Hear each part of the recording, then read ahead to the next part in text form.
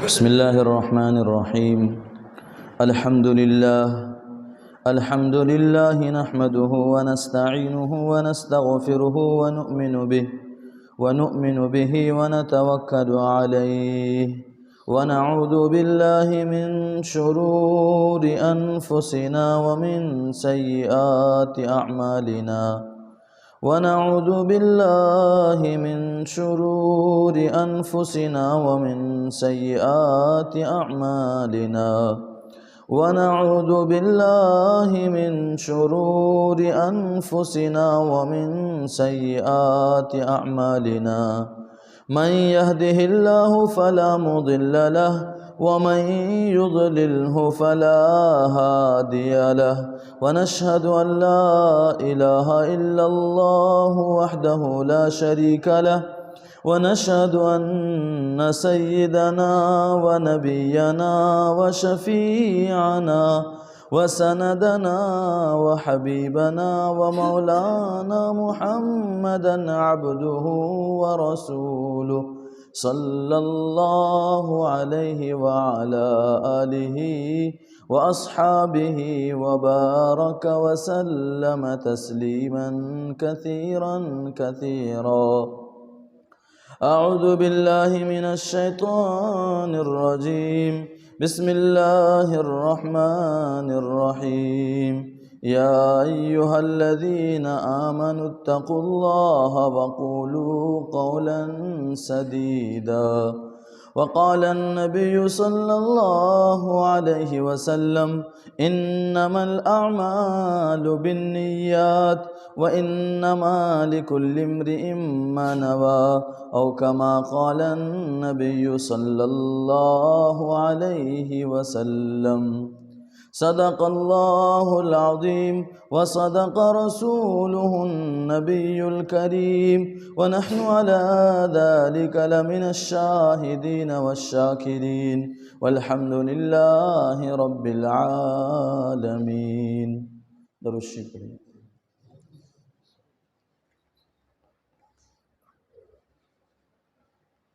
میرے محترم بزرگوں اور دینی بھائیوں،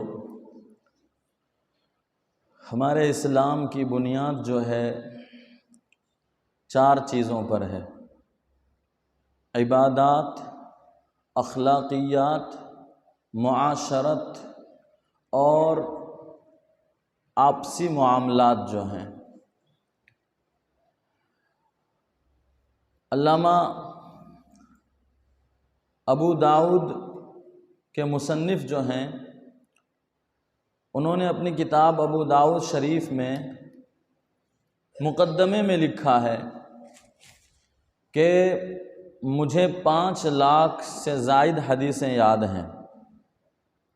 میں نے ان میں سے اپنی کتاب ابو داؤد شریف میں 4800 حدیثوں کو جمع کیا ہے. 5 لاکھ حدیثوں میں سے 4800 حدیثوں کو میں نے اپنی کتاب ابو داؤد شریف میں جمع کیا ہے.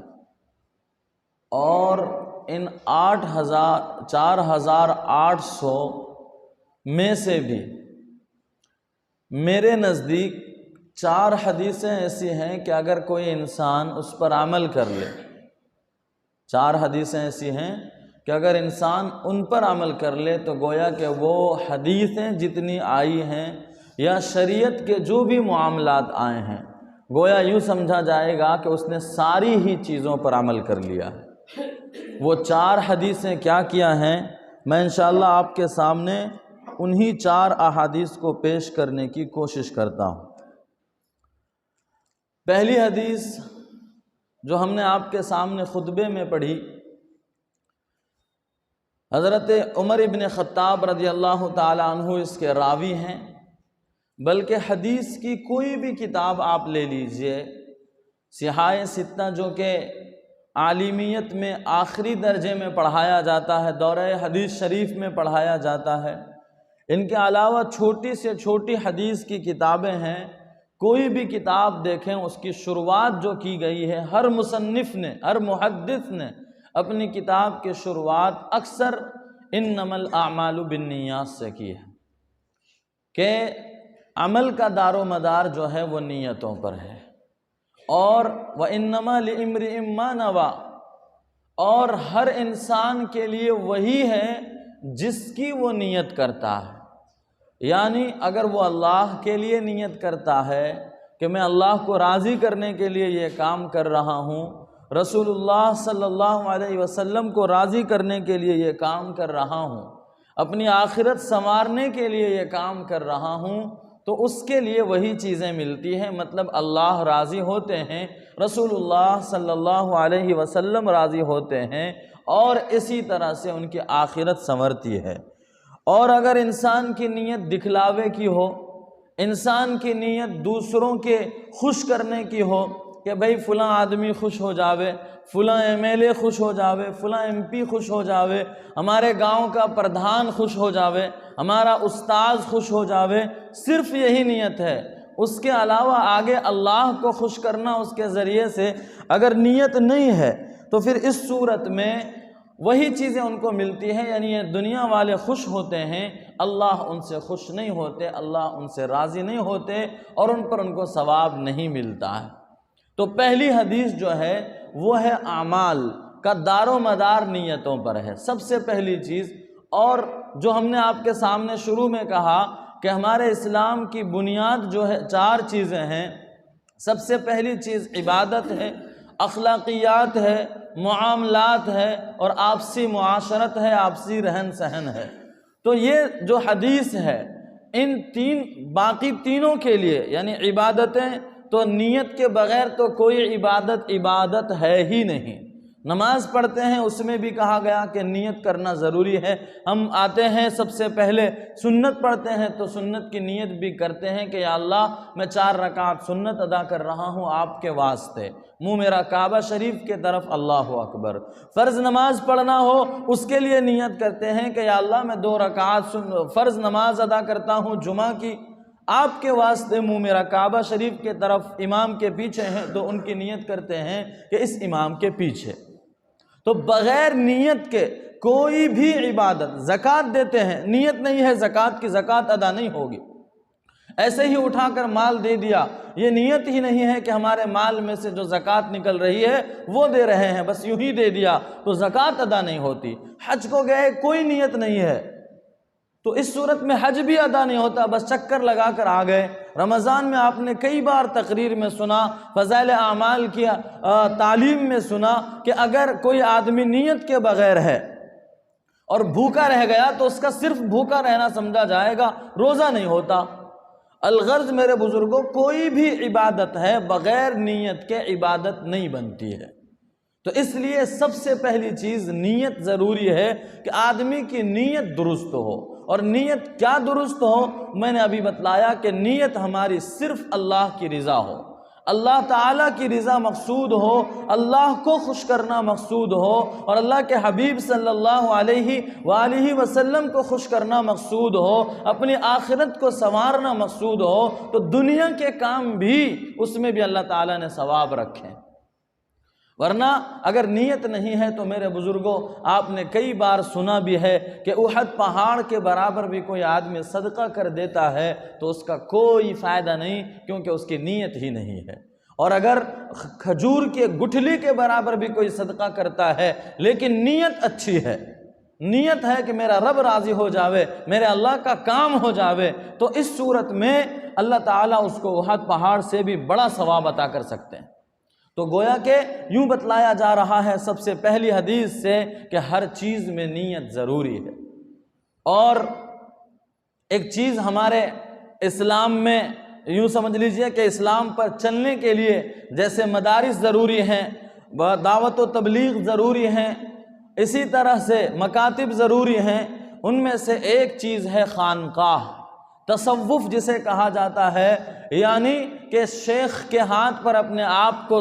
دے دیتے ہیں، اپنے آپ کو حوالے کر دیتے ہیں کسی اللہ والے کے ہاتھ پر کہ آپ جو چاہیں ہمارے اندر تصرف کریں، جو ہمیں حکم دیں گے وہ کریں گے، اور جن چیزوں سے آپ ہمیں رکنے کو کہیں گے ہم رکیں گے۔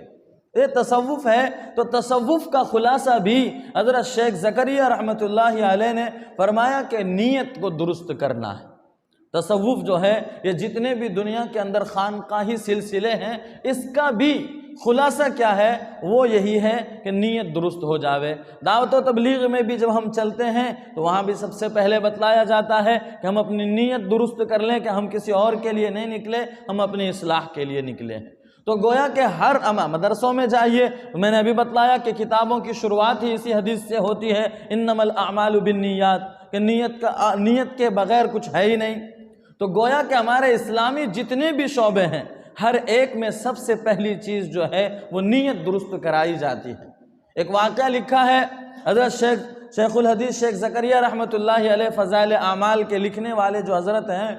ان کے بارے میں، اور ایک دوسرے بہت بڑے اللہ والے انسان گزرے ہیں، بڑے عالم گزرے ہیں ہمارے ملک میں، حضرت مولانا حبیب الرحمن صاحب سید الاحرار ان کو کہا جاتا ہے، دارالعلوم کے مجلس شورا کے ایک فرد تھے۔ یہ حضرت شیخ زکریا رحمۃ اللہ علیہ بھی دارالعلوم کے شورا کے ایک فرد تھے، اسی طرح سے حضرت مولانا حبیب الرحمن صاحب جو سید الاحرار ہیں وہ بھی دارالعلوم کے شورا کے ایک فرد تھے۔ ان دونوں کا واقعہ لکھا ہے کہ ان دونوں بزرگوں میں، ان میں حضرت شیخ تھوڑے بڑے ہیں اور حضرت مولانا حبیب الرحمن صاحب چھوٹے ہیں، تو حضرت شیخ اور ان میں دونوں کے اندر کہتے ہیں، لکھا ہے کہ آپس میں ایسی نفرت تھی کہ دونوں ایک دوسرے کو دیکھنا پسند نہیں کرتے تھے، اتنی نفرت تھی۔ اور حضرت مولانا حبیب الرحمن صاحب کو بھی دارالعلوم دیوبند آنا پڑتا تھا کیونکہ مجلس شورا کے ایک فرد تھے، حضرت شیخ کو بھی اکثر سہارنپور سے دارالعلوم دیوبند کے اندر آنا پڑتا تھا کیونکہ وہ بھی مجلس شورا کے ایک فرد تھے، اور اوپر سے حضرت مولانا حسین احمد مدنی رحمۃ اللہ علیہ سے ان کو عقیدت تھی، محبت تھی، دلی تعلق تھا۔ تو حضرت شیخ بھی دارالعلوم کے اندر آتے تھے اور حضرت مولانا حبیب الرحمن صاحب بھی دارالعلوم کے اندر آتے تھے۔ لکھا ہے کہ جب دونوں آتے تھے تو دونوں الگ الگ جگہ بیٹھتے تھے۔ حضرت مولانا حبیب الرحمن صاحب حضرت شیخ کے بارے میں کہتے تھے کہ اس انسان کا زمین پر رہنا بہت بڑا بوجھ ہے، ایسا کہتے تھے، اس انسان کا زمین پر رہنا بہت بڑا بوجھ ہے، اس کے لیے تو بہتر ہے کہ یہ زمین کے اندر چلا جاوے۔ بزرگوں کی باتیں ہیں۔ حضرت شیخ کو جب یہ باتیں طلبہ بتاتے تھے کہ حضرت آپ کے بارے میں مولانا حبیب الرحمن صاحب اس طرح کی باتیں کر رہے ہیں، تو حضرت کہتے تھے کہ اس شخص کو کہہ دو کہ دارالعلوم میں آنا تمہارے لیے جائز نہیں ہے، دارالعلوم کا کھانا تمہارے لیے جائز نہیں ہے، کیونکہ یہ سیاسی لیڈر ہے اور دارالعلوم کا چندہ سیاسی لیڈروں کے لیے نہیں ہوتا ہے۔ تو یہ دونوں کا آپسی ایسا خطرناک اختلاف تھا اور آپس میں ایسے ایک دوسرے کو دیکھ کر غصہ ہوتے تھے۔ ہوا یوں کہ حضرت مولانا حبیب الرحمن صاحب رحمۃ اللہ علیہ کے دل میں خواہش ہوئی کہ بیعت ہو جاویں۔ جو میں آپ کو تصوف کا خلاصہ بیان کر رہا ہوں کہ تصوف یعنی خانقاہوں میں کیا سکھایا جاتا ہے، اس کا خلاصہ جو ہے وہی بیان کر رہا ہوں کہ اب حضرت مولانا حبیب الرحمن صاحب کے دل میں بیعت ہونے کی خواہش ہوئی۔ تو اس وقت بڑے حضرت جن کو ہم اور آپ یعنی اہل دیوبند جو ہے اعلیٰ حضرت کے نام سے جانتے ہیں، شاید ہمیں پتہ ہی نہیں ہے کہ ہمارے علماء دیوبند میں بھی کسی کو اعلیٰ حضرت کہتے ہیں، ہم تو صرف ایک ہی کو جانتے ہیں، وہ دوسرے فرقے کے ہیں۔ خیر، تو ہمارے بھی اعلیٰ معنی بڑا، تو بڑے حضرت ایک موجود تھے اس وقت خانقاہ رائے پور میں، حضرت رائے پوری رحمۃ اللہ علیہ، حضرت مولانا شاہ عبد الرحیم صاحب رائے پوری رحمۃ اللہ علیہ، یہ بہت بڑے اللہ والے انسان ہیں اور ان کے بارے میں حالات ہم نے پڑھے ہیں الحمدللہ۔ حضرت کے حالات پڑھ کر بھی عجیب سا لگتا ہے اور بڑا مزہ آتا ہے اور جینے کا ایک سلیقہ ملتا ہے۔ ایک بہت بڑے اللہ والے انسان تھے، تو حضرت مولانا حبیب الرحمن صاحب کے دل میں خواہش ہوئی کہ حضرت سے بیعت ہو جاوے۔ تو یہ وہ زمانہ تھا کہ حضرت شاہ عبد الرحیم صاحب رائے پوری رحمۃ اللہ علیہ بیعت نہیں فرماتے تھے، بیمار تھے، کمزور تھے، تو انہوں نے اپنے خلیفہ جو بہت بڑے انسان تھے اور ساری اجازت ان کو دے رکھی تھی، حضرت شاہ عبد القادر صاحب رائے پوری رحمۃ اللہ علیہ، جو کہ یہاں نہیں بلکہ پڑوس ملک میں ان کی تدفین ہے، وہ پہلے یہیں رہا کرتے تھے۔ حضرت شیخ ان کو اپنے بیٹے سے بھی زیادہ مانتے تھے اور اپنا کپڑا ان کو پہننے دیتے تھے اور کہتے تھے کہ پہنا کیوں نہیں ہمارا کپڑا اپنا اور خانقاہ رائے پور میرے بزرگوں آج بھی رائے پور کے اندر جب ہم لوگ ابھی رمضان سے پہلے وہاں گئے تھے تو ہم نے ایک عجیب سا سلسلہ دیکھا۔ وہاں خانقاہوں میں اصلاح ہوتے ہیں، دل بنائے جاتے ہیں، نیت ٹھیک کرائے جاتے ہیں، اور ہم نے ابھی بھی دیکھا کہ عجیب سلسلہ ہے، وہ وہی جگہ ہے جہاں پر بیٹھ کر حضرت شیخ الہند رحمۃ اللہ علیہ نے تحریک ریشمی رومال شروع کیا تھا جنگ آزادی کے موقع پر، اور وہاں ہمارے بزرگوں کے مشورے ہوا کرتے تھے ان انگریزوں کے خلاف کہ کیسے لڑنا ہے، ان کو اپنے ملک سے کیسے بھگانا ہے۔ تو اس خانقاہ کے اندر ایک چیز ہم نے جو دیکھی، ہم نے اپنے ساتھیوں سے کہا بھی کہ عجیب سلسلہ ہے یہاں، کیا ہے کہ وہاں کھانے کا جو نظام ہے، خانقاہ رائے پور کے اندر آج بھی کھانے کا جو نظام ہے وہ ایک دسترخوان لگا ہوا ہے، پورے 24 گھنٹے وہ دسترخوان لگا رہتا ہے، ایک خادم ہے، وہ خادم اس کی صفائی وغیرہ کرتے رہتے ہیں، جو بھی آئے کھانا وغیرہ کھائے، ہڈیاں وغیرہ جو بھی روٹیوں کے ٹکڑے پھینکے تو وہ خادم اٹھا کر صاف کر دیتے ہیں، دسترخوان نہیں اٹھاتے، وہ سامان اٹھا کر دسترخوان کو صاف کر دیتے ہیں۔ اور اوپر سے معلوم یہ ہوا کہ وہ جو برتن ہے وہ ویسے ہی رکھا رہتا ہے، ایک مرتبہ صبح کے موقع پر اس کو دھل کر کے پھر رکھ دیا جاتا ہے، سارے آنے والے مہمان اسی برتن میں کھائیں گے۔ وہ خادم ہے، یا یوں کہ خادم اگر نہیں بھی ہے وہیں پر دال ہے، روٹی ہے، چاول ہے، گوشت ہے، سارے جو سالن کے برتن ہیں وہ رکھے ہوئے ہیں، کھانے کے برتن رکھے ہوئے ہیں، جس کو چاہیے خود اٹھائے اور اسی برتن میں کھائے، اس کے علاوہ دوسرا کوئی پلیٹ اگر وہاں کھوجیں گے تو نہیں ملے گا۔ اگر یقین نہیں آتا جا کر دیکھ لیجیے۔ تو ہم نے اس سے ایک نتیجہ نکالا، یہ بھی اصلاح کا اور دل بنانے کا ایک بہت بڑا طریقہ ہے کہ بہت سارے مالدار قسم کے لوگ یا مالدار نہیں بھی ہوں، دلوں میں گھمنڈ ہو اور تکبر ہو، وہ کسی کے ساتھ بیٹھ کر کھانا پسند نہیں کرتے ہیں، وہ چاہتے ہیں ہمیں الگ ڈائننگ ہال ہونا چاہیے، الگ ڈائننگ ٹیبل ہونا چاہیے، الگ برتن ہونا چاہیے تاکہ میں کسی کے ساتھ نہ بیٹھ کر کھاؤں۔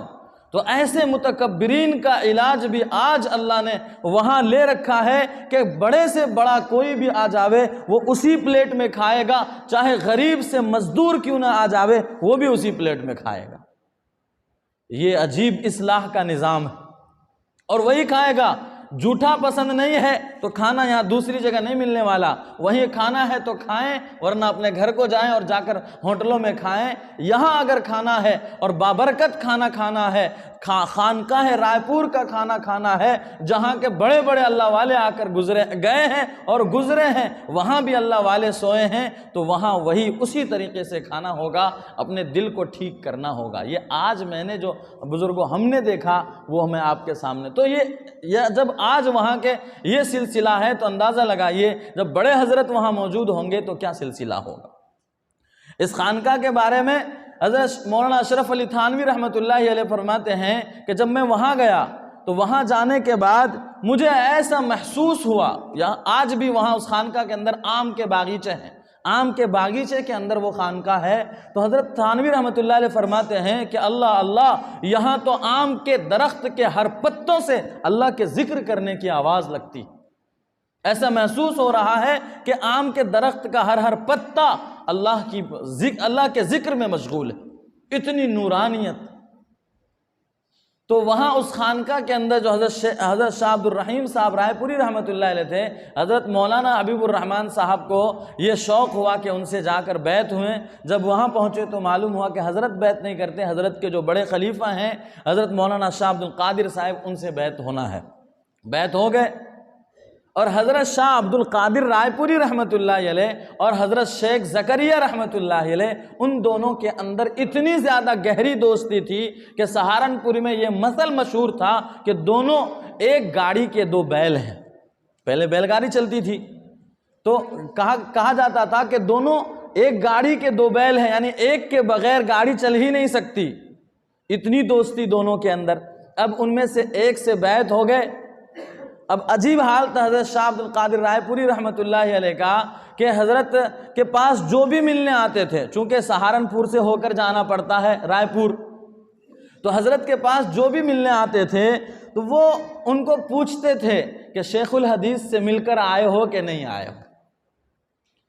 ہوا ایسا کہ حضرت مولانا حبیب الرحمن صاحب جب یہ ملاقات کرنے کے لیے گئے اپنے شیخ کے پاس تو انہوں نے پوچھ لیا کہ شیخ الحدیث زکریا رحمۃ اللہ علیہ سے مل کر آئے ہو کہ نہیں آئے ہو۔ اب یہاں تو ان دونوں کے اندر آپس میں خطرناک نفرت تھی، اب کیا کریں؟ جواب تو دے نہیں سکتے کہ ہمارے اندر لڑائی ہے، تو مجبور ہو گئے کہ نہیں، ہم نے ملاقات نہیں کی ہے۔ لیکن جب دیکھا کہ حالت ایسی ہے تو دل میں یہ ارادہ کیا کہ اب جب بھی جاؤں گا تو سہارنپور میں مظاہر العلوم میں جا کر شیخ زکریا سے کم خالی مصافحہ کر لوں گا، تاکہ شیخ کو بتا سکوں کہ ہاں ملاقات کر کے آیا ہوں۔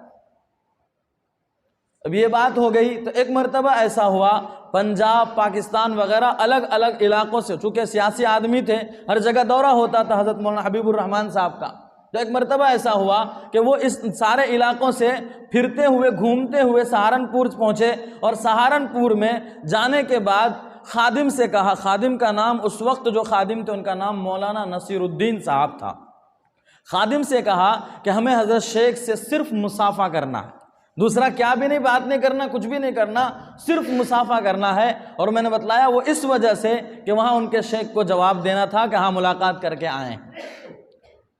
تو مصافحہ کرنا ہے، اس کے بعد پھر ہمیں رائے پور کو چلا جانا ہے۔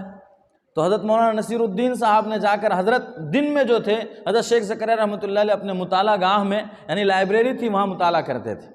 تو جا کر کہا کہ آئے ہیں مولانا حبیب الرحمن صاحب، وہ انسان جس کے بارے میں کہتے تھے کہ یہ دارالعلوم میں آ نہیں سکتا، ان کے لیے جائز نہیں ہے، دارالعلوم کا کھانا جائز نہیں ہے، یہ یہاں کیوں آتا ہے، سیاسی آدمی کے لیے دارالعلوم نہیں بنا ہے۔ اب وہ آ گئے یہاں، تو حضرت شیخ سے کہا گیا کہ وہ ملاقات کرنا چاہتے ہیں، صرف مصافحہ کرنا چاہتے ہیں، کوئی بات نہیں کرنا چاہتے ہیں۔ تو حضرت نے کہا کہ صرف مصافحہ ہی کرنا ہے۔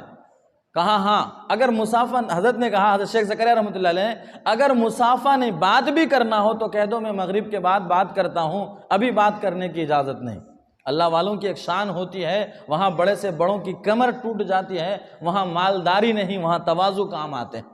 اللہ والوں کی چوکھٹ پر جانا ہو اور ان کی برکتیں لینا ہو تو وہاں اکڑ نہیں میرے بزرگوں، وہاں تواضع ضروری ہے، وہاں چھوٹا پن ضروری ہے، وہاں اپنے آپ کو جھکانا پڑتا ہے۔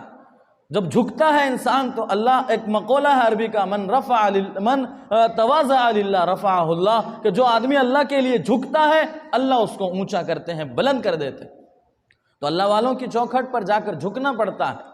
ان کی جوتیاں سیدھی کرنی پڑتی ہیں، ان سے ملاقات کرنا ہو تو ہم چاہے دنیا کے ایم ایل اے اور ایم پی کیوں نہ ہو، وہاں اجازت لے کر جانا پڑتا ہے۔ یہ اللہ والوں کے چٹائی والوں کے دربار ہے۔